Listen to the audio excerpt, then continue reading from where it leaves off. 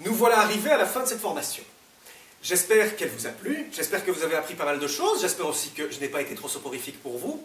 Alors, le mot de la fin, pour conclure, évidemment, il y a plusieurs options que je n'ai pas abordées. J'aurais pu vous parler par exemple du montage multicam, au niveau des effets, on aurait pu parler du tracking, des pistes en gigogne, de l'incrustation, que je fais moi ici sur fond vert, de compositing. Tout ça, selon moi, ce sont des utilisations plus spécifiques, moins génériques du Media Composer. À partir de maintenant, selon moi, vous êtes utilisateur indépendant et pouvez vous débrouiller pour vos vidéos personnelles ou même en entreprise avec le Media Composer.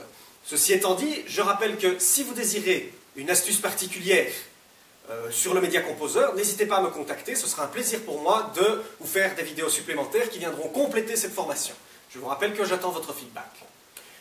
Aussi, il est nécessaire de dire que si vous voulez vraiment maîtriser un logiciel de montage, il est nécessaire de dire que si vous voulez vraiment maîtriser un logiciel de montage, il n'y a pas de secret, pratiquez, pratiquez, pratiquez, pratiquez.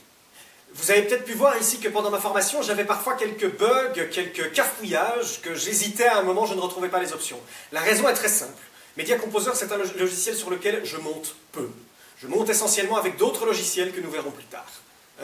Le Media Composer n'étant pas mon logiciel principal, effectivement, je le connais, et ça ne s'oublie pas, c'est comme le vélo, mais c'est de ce fait-là que j'ai parfois un peu de mal à m'y retrouver dans les options, et que je dois aller reconsulter parfois certaines de mes notes, afin de m'y retrouver.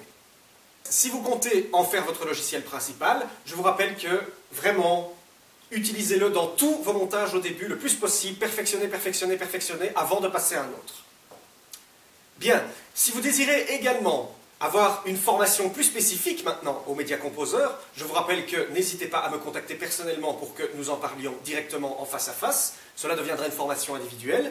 Également, si vous désirez vous tourner vers d'autres formations, je vous encourage, question des formations françaises, notamment des formations payantes, le site de Eleform, qui propose des DVD de formation de très grande qualité, payantes bien entendu, mais le prix est dérisoire pour ce qu'il propose.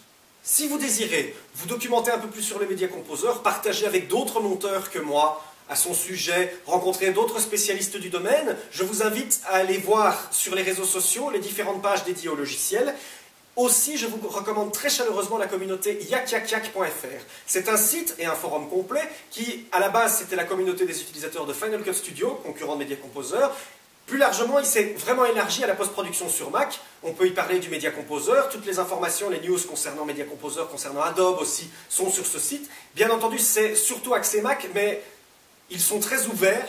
Vous pourrez aisément, même si vous êtes sous Windows, parler de votre expérience. Justement, ça ne viendra qu'enrichir leur forum, et c'est ça qu'ils attendent. Donc je vous encourage très vivement à aller visiter ce forum. Et ensuite, je vous rappelle que pour le contact, d'aller visiter mon site web. N'hésitez pas à me suivre sur Facebook, sur Twitter, et si les formations vous plaisent, abonnez-vous. Et je vous dis à bientôt pour une prochaine formation.